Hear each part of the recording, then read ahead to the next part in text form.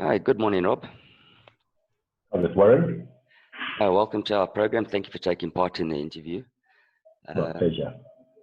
Yeah, as the guys would know by now, the whole idea is to just chat to people who are trading, some for a living, some not, and just to get a feel for what everyone does, and more importantly, how people feel about trading, just as a normal man in the street trying to make an extra buck.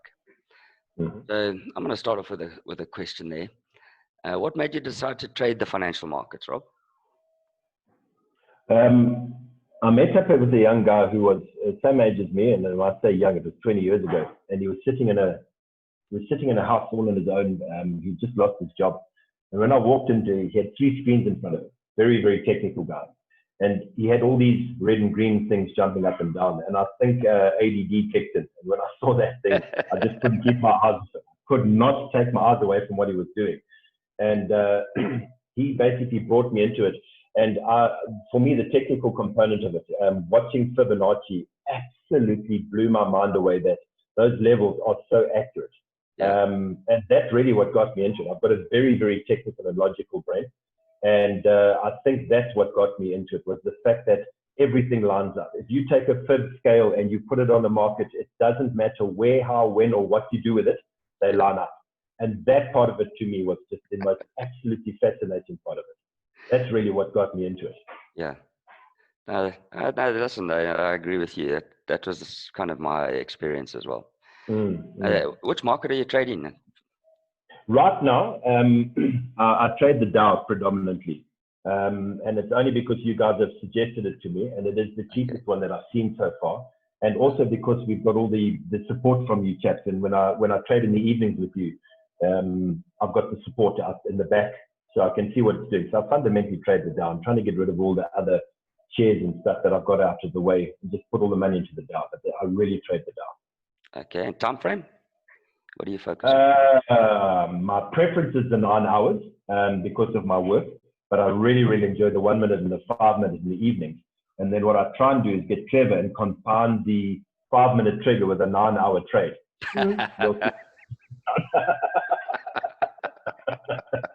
Sometimes that'll work. Yes, I know.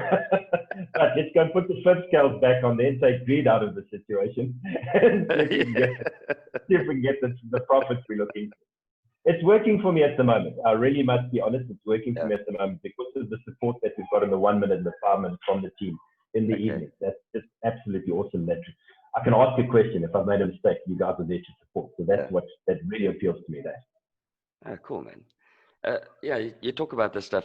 What do you find difficult? Discipline and greed. Discipline for me is the most is the hardest part of the whole process.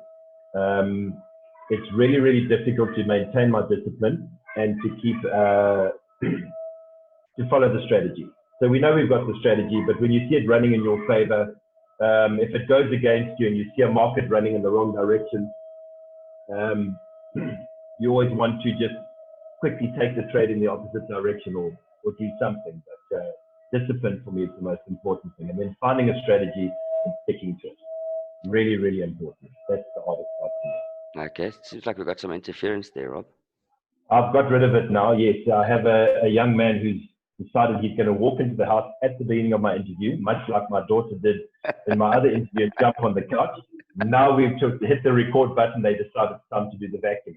After me telling them for the last hour not to make a noise, now we do the record, they'll vacuum. Yeah, that's all fine. We all have families.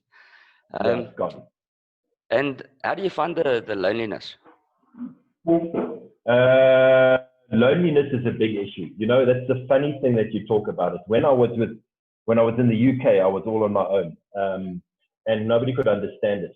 And I was sitting in a trading session with Greg Secker, and he had a guy there with a 3-piece suit, and they were talking to us. And one of the things that came up was how lonely trading is. And you think to yourself, well, how can it be lonely? Surely if you're making money, it can't be lonely. Well, like everything in life, it becomes boring. And even if you are profitable, it can become very, very boring. So loneliness for me was an issue until I met you guys in this club that we've got, if you want to call it a club.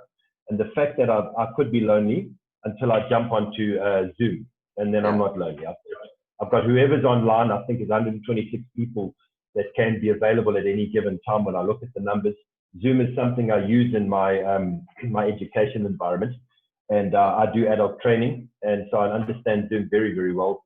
And there's always somebody there to talk to, and you get to know the people. It's almost like I know them. I don't even know who Rashid is, and I don't know who the other guys are, but they're constantly there. They're constantly available. They're constantly available. So loneliness for me is not a major issue now, with COVID in particular, and having the guys available to online. It works for me. And you've also got a couple of youngsters there. So, Sam and Quentin and all of those guys. Yeah. If you need help, you just drop them a message, and they're really, really good at replying. So I don't find the loneliness a massive issue at the moment. Because I suppose everyone's like at the touch of a finger. Eh? Correct. You're right there. In terms of technology, you're seriously available in terms of technology. Yeah, it has changed our lives. Now, you've been trading for a long time. What do you find the most interesting part? Sheesh, that's a very, can I say, interesting question.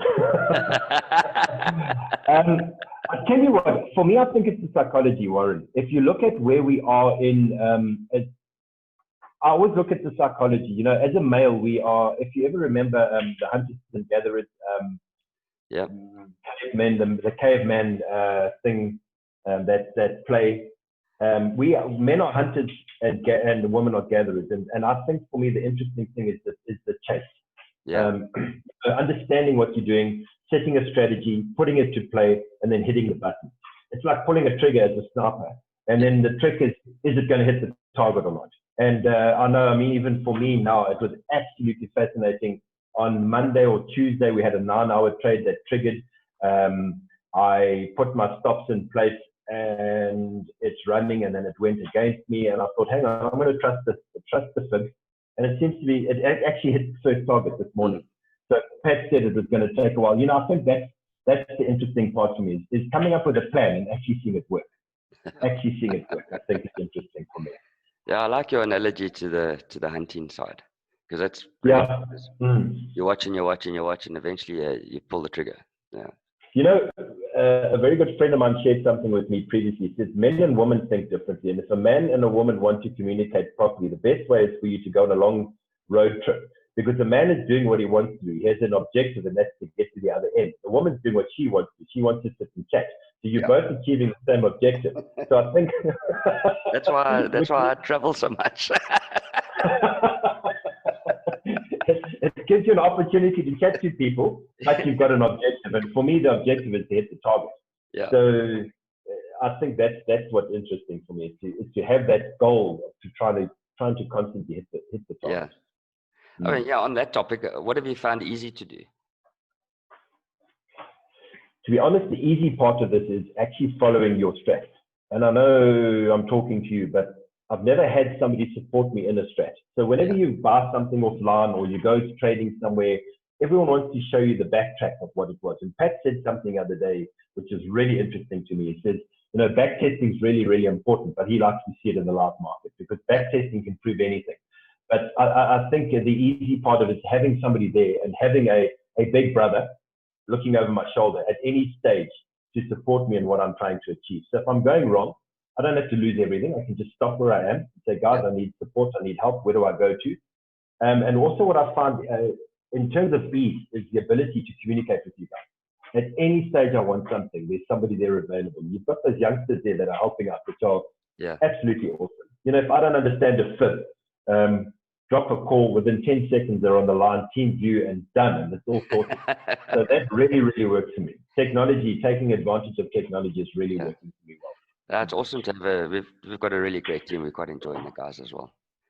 Well, I'm enjoying the growth that you've got, Ken. Yes, I'm enjoying the growth. That's exactly what I said. Because when I started with you those years back, there were not that many people then. The youngsters on board that I've met with them, I think it's fascinating because if you get trading right, you don't have to work for a boss.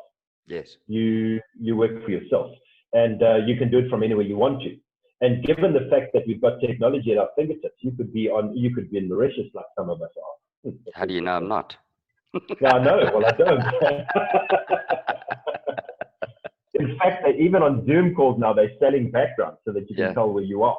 And it's a fascinating concept because I saw there was a youngster in the UK in America, who did a couple of Zoom calls with his business, and they Yeah. were all very impressed about how he had improved his flat, and they couldn't understand See. how he'd done it.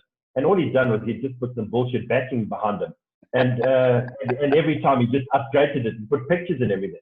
And it's impressive what you can do. Nobody knows who you are, where you are. And in fact, I'm looking at going digital to see if I can stay virtual for the rest of my life. Because Yeah. at 55, I've only got 10 years to go. That's 10 years to retirement. That's about 120 paychecks available. Where am I going to be in 55 in 10 years' time? And, Sure. you know, when we looked at 2020 with a vision, a 5-year plan, guaranteed there isn't a single 5-year plan in 2020 that actually hits its target. unless your plan was COVID failure. There isn't a single business plan in 2015 that hit 2020 and said, there you go. And my fundamental target was 2020, I'm 55, I should be focusing on my retirement.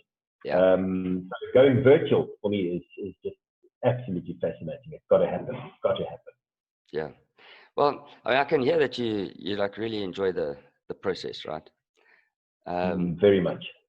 But what specifically sort of gets your engine going? You know, what makes you excited? It's the chase. I think it's the chase. You know, if you're talking about trading in particular, for me, it's the chase. It's finding an opportunity. There's a market out there which we scrape the bottom of the barrel. And with my 10,000 Rand, I'm not even talking crumbs. Those folks in the Dow wouldn't even, that's just not even to be considered. But I mean, I think the reality is that there's an opportunity out there that you get it right, you can make a living out of it. And I know certain people do. And there's a huge focus. But for me, the driving factor, I think it's Maslow. You know, you've got to get your basics in a row. Once you've got your basics sorted out, can you have an alternative source of income? Yeah. Because if something happened to me tomorrow, it's always got my attention. If I ended up not being able to walk, what would happen to me? And the concept always crossed my mind. If I lost the ability to walk, how would I make a living? COVID did that to me without making me lose the ability to walk. It put me in my house. I haven't moved from my house in 110 days, and I've still managed to get the business to run. And at the same time, I've managed to improve the ability. I've learned a lot. I've been on a lot of trading courses. I've actually built a digital virtual learning management system. So when you consider what I'm doing in my work life, when I look at the trading life, it's giving me an opportunity to access the virtual component of it. So for me, the excitement about this is what really gets me going is the fact that we can turn everything virtual. Everything we've spoken about in the last couple of minutes is virtualization. And how do you go virtual? And how do we remain and maintain this communication and compassion and empathy for one another over a virtual environment? That's important for me. Yeah. Very important. Technology has definitely changed the way that we do things. Correct. Yeah, you go it's back how 10 years ago, how we get that. Didn't have Skype, you know what I mean? I totally agree with you. But the reality that you face with now is how do you combine technology with empathy? Because if I send you a WhatsApp and say, what are you doing? You could say, what are you doing? Or, hey, what are you doing? How do you do that? How do you combine technology and virtual communication with the human factor? And that for me is important. How do you get that working? Because I work in a digital environment every day. And one thing that I've noticed is with this COVID kick-in and the virtual changeover, we've had to change our approach. You can't get annoyed with people now, because if you get annoyed with people, you would normally recover that annoyance in the relationship. Oh, I'll just make you coffee, and then everyone realizes it's happy. But if I put the phone down and I've just moaned at you, well, the last impression that you've got of me is me moaning at you. You don't want to talk to me again. You just don't want to talk to me again after that if I'm going to moan at you. So how do you combine the empathy and the compassion and the emotion with technology? And that's fundamental. When we get that right, we'll have it perfect. It's making us change our approach to life, how we see things. It definitely is. You know, have you ever used a percentage of capital as a target for trading? Have you ever gone and said, well, you know, I really want to make this much every day, every week, every month, every year? Yes, I have. Yes, I have. And I'll tell you the most interesting thing. It happened when I was sitting in Kenya, and I've always wanted to make a target. So my biggest goal was to double my account. Yeah. It's really all I wanted to do. Everyone talks about doubling the account. And so the reality that you face with is how much do you have to make to double that account? So if you've only got 1,000 Rand in an account, well, you're going to get 2,000 Rand. The percentage is double, but the value is very little. Sure.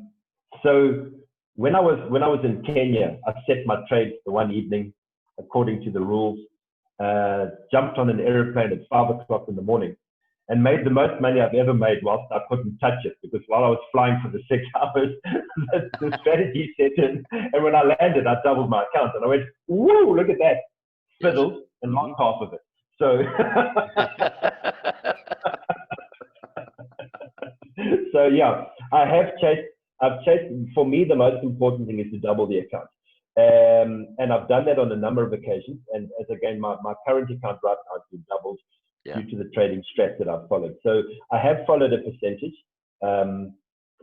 but I think I look at how to double the account, because the percentage-wise, it's interesting, but the value in the account is where it starts to fall apart. I mean, well, if you double the account, if your goal is to always double the account, once you've doubled it, you double it again. And that's really the compounding that we talk about. Correct. Most traders, most people that trade find it very difficult to focus on their new account balance. So they always think if they put 10 grand in, their account is always worth 10 grand. Correct. No, I don't see it as that way, because, since I doubled the account and I put 7 in and I'm sitting at 14, that's my 14. It's not the market. I worked for that. I really worked for that. Now I'm not looking at going, oh gosh, if it's 7, well, tough. I'm using the market money. That's my money. I put it in there. I worked for 28, Correct. That's exactly what I'm trying to aim at.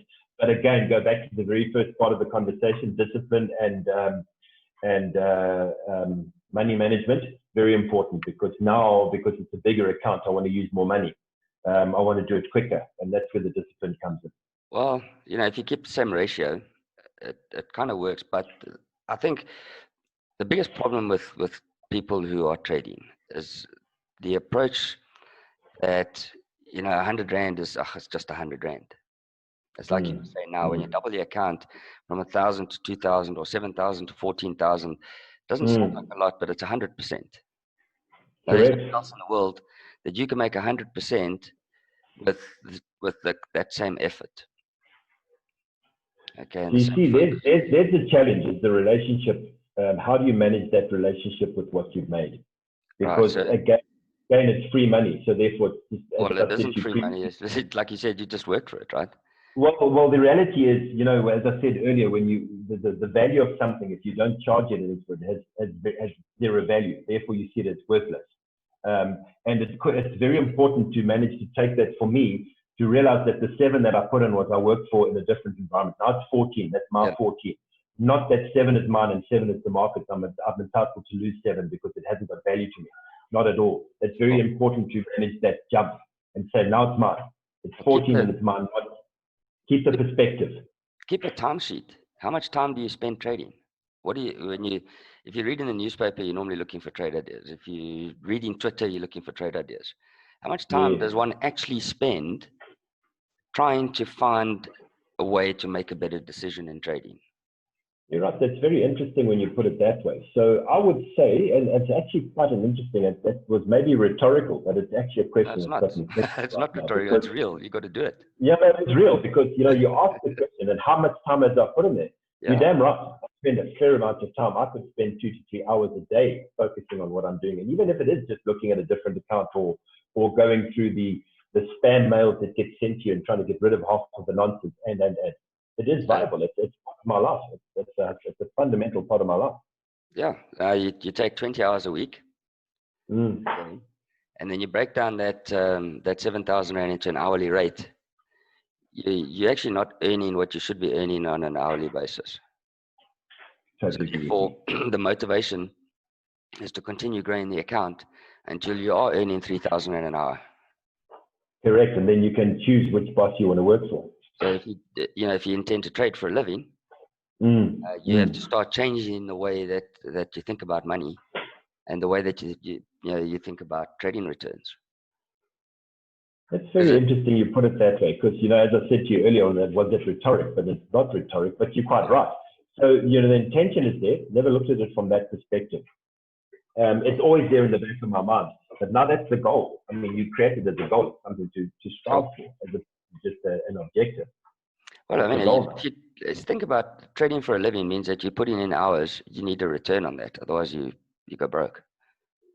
Totally agree with you.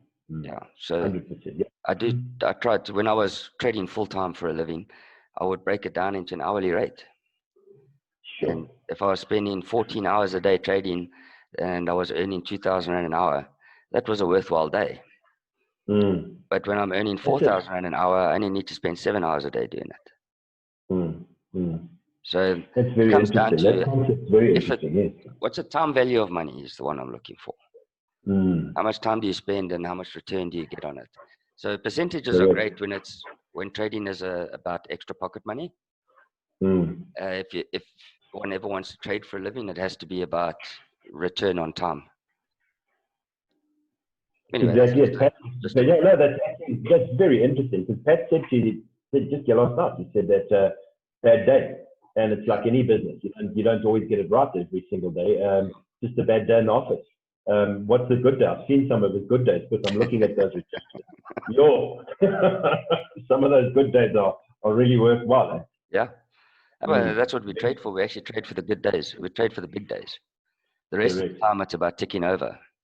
Yeah. It's just like business. So you do the small jobs to keep the business ticking over, and then you get a nice big job, and it pays for the next holiday or the next bonus or the next whatever. Correct. Yeah. So Very, very, trading's very. exactly the same. It's about ticking over until you hit the big day, and then you start all over again. Very interesting. It's actually very important to look at that. It's something I've never really focused on, but having touched on it, it is something that has been taught to us. I do recall that in your training sessions, it's how to put that time value to money. I remember that from 2 years ago, but I never really focused on it. I didn't We all focus have on to that at all. evolve. Very interesting. Yeah. Yeah, my tail's dropped off. uh, I mean, yeah. On that note, if what would it take to make you stop trading? What would make you stop trading? Oh, that's a very difficult question. When you ask me that, my answer on the original thing was if I ran out of money. Yeah. My wife's sitting right next to me listening to these answers, so I have to be very careful how I say this. But I've run out of money on a couple of occasions, and that hasn't stopped me. So Yeah. I just make more money somewhere else, and then I try again and I start Yeah. again. For me, it's actually so difficult, because you've got to go back to what the core beliefs are. And again, it's all about Maslow. What are my core beliefs? For me, the fundamental thing is to have safety and security in my life, and make sure that my family are taken care of. And then you can go up once you've got all of that in place. I've been watching a lot of virtual online stuff, and even art training, which is very specific to process driven. They even go back to your basics. What is it in the basics that makes it happen? Yeah. And there's a very interesting book written by some Navy SEALs, and they talk about the core values, where they're called centralized and decentralized command. And I'm going off at a bit of a tangent, but the reality is, if you know what is expected of you in your centralized environment, when you move away decentralized, you can manage that. So how does Maslow drive you? And Maslow, for me, is safety and security first and foremost. What do I do for my family? Once I've created that value, I can then branch out and I can do things that are interesting to me. Mm-hmm. So I see trading as a fundamental core. If we get it right, it's one of those things where it doesn't matter where I am. So I don't think anything would stop me from trading, because it's almost like plowing a field that's very barren and then trying different fertilizers and different seeds to see what will grow for it. Because at some stage, if I get it right, I'll get a crop out of it. And if I get the crop out of it, I know how to do that, and I can reproduce that. I can do that ongoing. So, you asked me that question, and I've been doing this for almost 20 years. So right now, I don't think much would stop me. I really don't think, unless it was a real snot club from my wife listening to me. But even that wouldn't stop me. I'm a bit bigger, so it would require a significant smack. But I haven't stopped. Every time I've been hammered and beaten, and I've lost a significant amount of money. I built my own robot many years ago, and that took 150K of mine. And I got nailed by a company in America who took the money, and we accused them of all sorts of things, and they denied it. And then 6 weeks later, they were accused of it by the American Financial Board. And I still haven't stopped. So, no, I don't think anyone will stop. Well, tenacity is like quite important. Probably Otherwise, you never get it. If you stop, you never get it right, right? No, then it's failure for me. And, it's not do my best, do what it takes. Yeah. So I'm going to try this. Every time I learn something different, it's something new that goes into my armory of tools. Yeah, that's really what it is. So I'm going to come back to an earlier question about the difficulty is the discipline, right? Now, discipline is out there. You just reach out and grab it. It's there. It's not something that you have to work for. It's just there if you decide to do it. Yes. So one of the things, I mean, we've had a very interesting chat here, and one of the things I pick up from a lot of traders who are doing it like you are, it's like a part-time thing. You got a core business, and then trading is on the sideline. Yes. One of the problems, I mean, I was like that as well in the beginning. One of the problems I found with it is the more you focus on trading, the better you get at it. So focus means that you build a business plan. You say, this is how many hours I'm going to spend at it on a weekly basis. This is what I expect from it. This is how much money I'm going to put in there. And I'm going to achieve this outcome every month. Yes. Then it makes it easier because you've now put a plan in place. So a lot of guys haven't really, they've been trading, you've been trading a long time, 15 years. If you actually turn it into a business plan, you might find that time value of money starts to kick in, and you start to realize, you know what, I'm spending 8 hours a week doing this, but I'm actually not valuing it correctly. Yes. And start putting a little business plan together and saying, you know what, this money actually has to make a return. I might never stop trading, but gamblers also never stop gambling. Of course, yes, I totally agree with you. But you know what's fascinating for me with that, Warren, is the fact that the mentorship that you guys provide, because as you're talking to me, those ideas are starting to conceptualize in my mind. I'm realizing now that there's discipline that's been put out there. I mean, I'm at my desk, my workstation every day at 8 o'clock. Sure. If I was working in my office, I would be leaving 6:30 and 6 o'clock in the morning. But the discipline is there. Correct. It's available. And you guys, with your mentorship, are providing even more and more and more. And that's what I'm starting to pick up now as it's becoming relevant to me. The amount of time that I can put in now is starting to become, I can actually identify it. And, I watch what Pat does, and you keep on pushing this information across. And it really is interesting. In fact, you've just triggered something in me, because I am very logical and I love to play with Rubik's Cube. So for me, an Excel spreadsheet to put a business plan together to see what I would want to achieve would be really, really interesting concept, because I've never done it that way. I've always done what Pat did, taken the exponential and said how much I can make. But I've never looked at it the other way around just to see how much effort I've got to put in to get there. Sure. And now you must talk to me more often, because I deal with the head stuff. Because this is all psychology. Wow. You talk about psychology, right? Psychology is such a simple thing. It's about neural networks. Correct. It's how you've taught yourself to respond to a stimulus. So that's all it is. 100%. That's what I said to you earlier in the conversation. The emotion to losing everything. That's why money has an emotion. Having lost everything previously in my personal life, there's an emotion to it. So when you talk about financial loss, it's not just a theory. I've actually lived it. Yeah. I've got the wounds, and I've lost every single thing. I literally came back and started with a suitcase of 24 kilograms. And the reason why I know that is because that's all the airline would allow me to come back with. I even had to put my helmet in my bag and wear all my riding clothes and my riding boots, so that when I got on the airplane, I looked like the Oros man, because that's the most I could. Then I had to take all my jackets off to put them in the overhead. So I understand that. It does make a huge.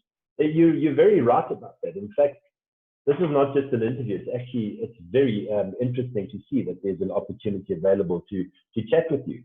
Yeah. And something though, Warren, as you said it earlier, you always sit behind the scenes, and I've never felt that I could approach you, I'd rather approach Pat.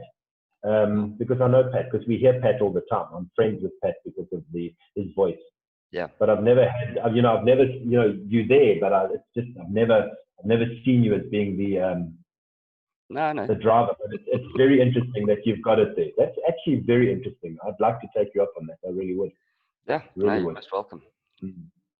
And then I mean, I hear now that you have a wife. Yes. What does she think of this lot? I mean, trading We've can been be. down that we've been down that road before. So you might have gauged from my response that my wife is my life. Yeah.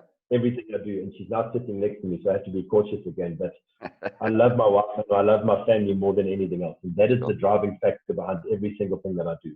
And I've never, ever hidden anything from my wife, good or bad.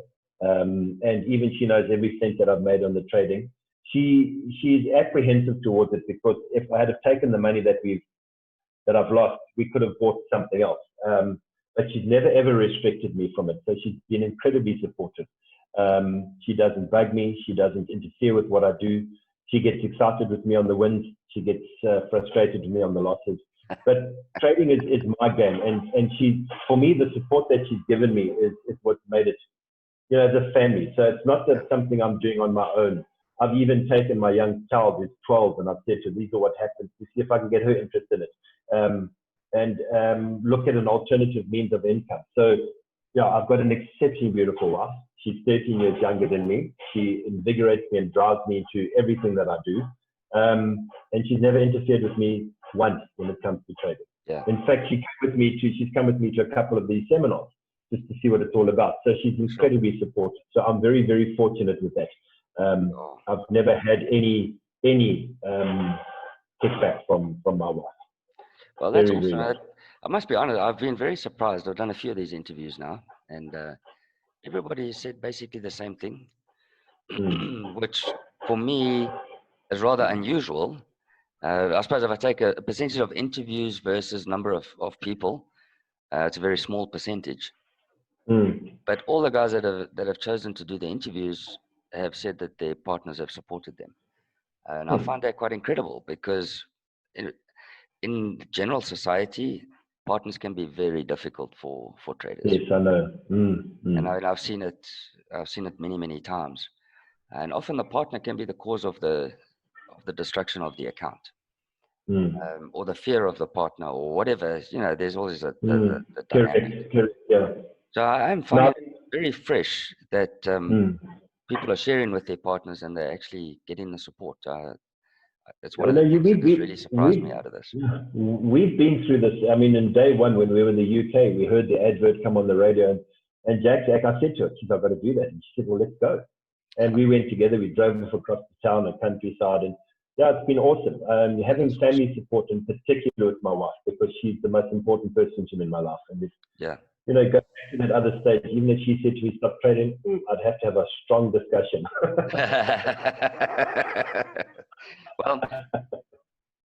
Well, Rob, hopefully you get hold of me on the side and we start talking about getting the discipline in the right place and the focus in the right. And I think it would be a very good idea, Warren. I'd really like that. There is a lot of focus for me in my own personal environment now, changing from what we call hands-on to virtual. So the virtual changeover is massive for us. And I'm learning so much that I have to do sitting in front of a PC. My focus is on making the PC do what I needed to do faster because I can't afford the time to sit and waiting for the computer to catch up. So I would really like to take that opportunity and take some time and just have a chat with you because right in the very beginning, it's the first and last time really I ever spoke to you was in the beginning. And so now that you've brought it back, it's very refreshing to know that there is a team there that's supporting me. I hear you on the WhatsApp, on the calls and on the Zoom, and I had very little interaction with you. And it's really nice to know that you're available. That's something that's absolutely fascinated me, as I've said to you before. The integrity of how you guys have gone about doing this is way and beyond. And I don't want to wax lyrical about it, but it's the most, I have never seen this in the 15 years that I've been trading. That is something I will put my hand on my heart, and I've said it 1,000 times in the group. Your Traders Hideout has been the most honest, fresh, direct approach I've ever seen to trading in the 15 years that I've been doing. So You're going to what come you're doing sell for is us. very good. Yeah. What's the commission ratio? But I mean, Does it's that nice fit? to know that people out there have recognized it, because we do. I mean, Pat puts a lot of effort. We all put a lot of effort in. Obviously, I'm not front of client, front office. Yeah. Pat does that mostly, and then the other guys do most of the technical support. But we do. We work really hard on our ethics. We don't lie about anything. We show our results. We trade the live accounts, and it's nice to know that there are people that see it and appreciate it.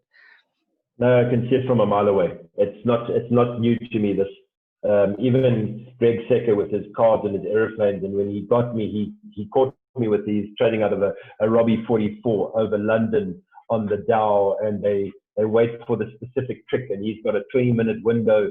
It's all gimmick. It's just all gimmick.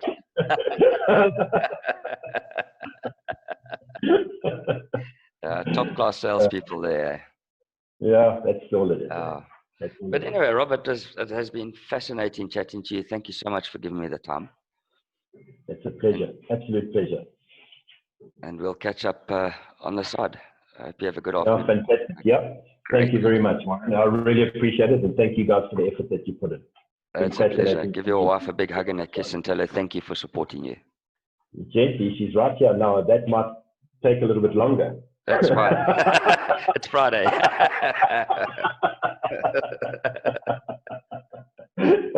Good one, Warren. Thank you so much. Rob. Stay well, man. Please send my regards to Pat. I will He's do that. Awesome man. Absolutely awesome guy. Thank you so much. Okay, Cheers. Cheers. Thanks. Bye-bye. Bye.